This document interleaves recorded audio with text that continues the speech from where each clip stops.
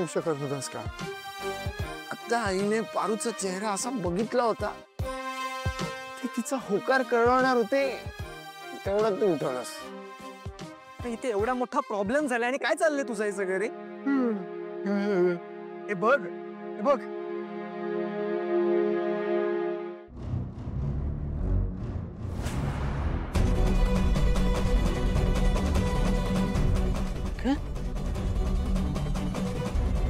त्यांच्यापर्यंत ही बातमी कशी काय पोहोचली?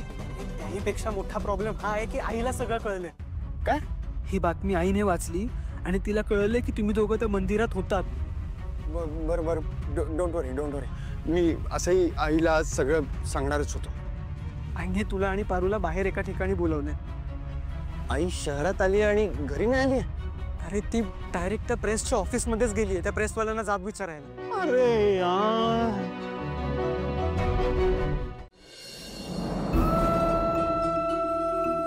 पारू, हाँ तू काल मंदिरात गेली होतीस? वय गेले होते. आदित्य दादा पण आले होते का तुझ्या सोबत? वय ही बघ काय बातमी छापून आली आज पेपर मध्ये, बघू.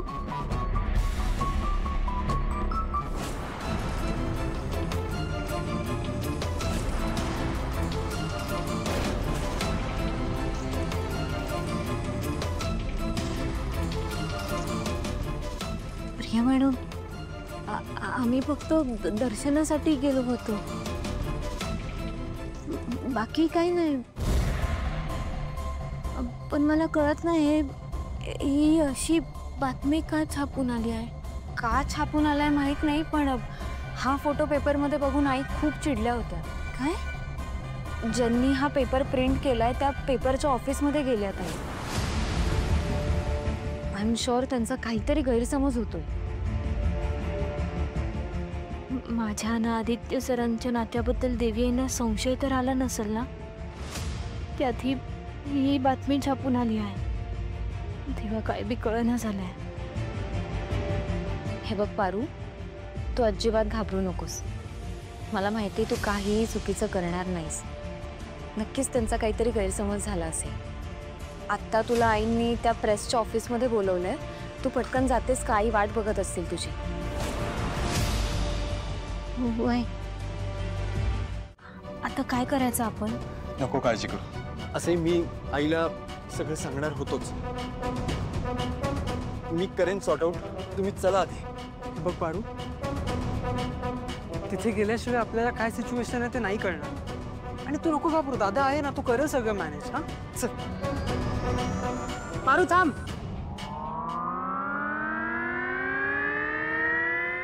पारू, तू या गाडीतून नाही जाऊ शकत. एक्सक्यूज मी,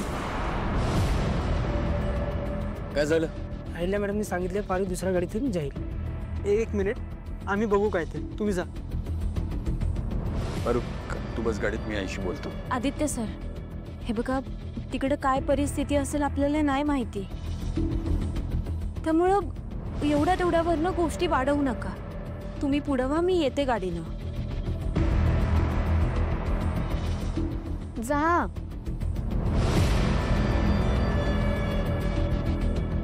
बर, सावकाश या.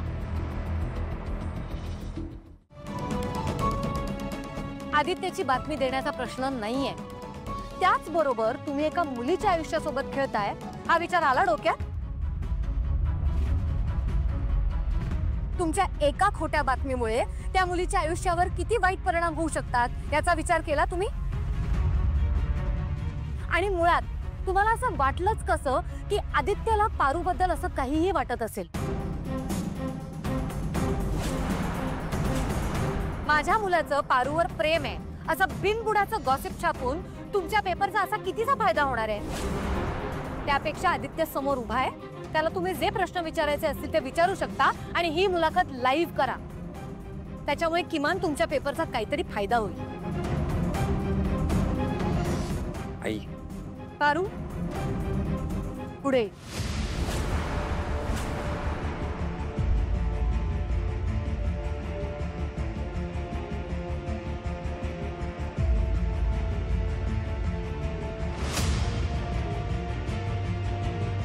ही पारू आमच्या घरात काम करते आणि आमच्या कंपनीची ब्रँड अँबॅसेडर सुद्धा आहे. माझा खूप विश्वास आहे या मुलीवर. खूप जवळची आहे ती मला. ती देवी आई म्हणते मला. आणि माझा विश्वास आहे की ती आदित्यबद्दल असा विचार कधीच करणार नाही. आईला मॅडम, आणि दुसरी बाजू पण असेलच ना. मोठ्या मुलांना फसवून आपल्या नादी लावायचा असा विचार तर नव्हता ना या मुलीचा. अहो तुम्ही काय बोलताय, तुमचं तुम्हाला कळतंय का?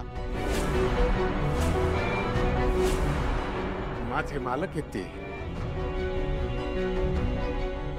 माझी अख्खी हयात गेली त्यांची सेवा करण्यात. मला माझी लायकी चांगली माहिती आहे ना.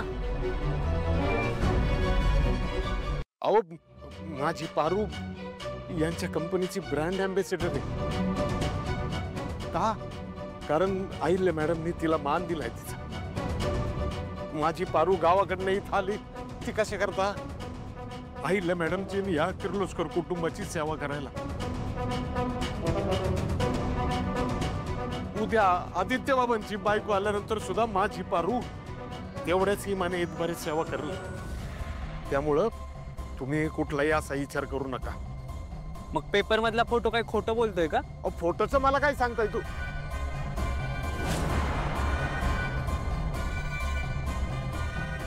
फोटोचं मला काय सांगताय तुम्ही?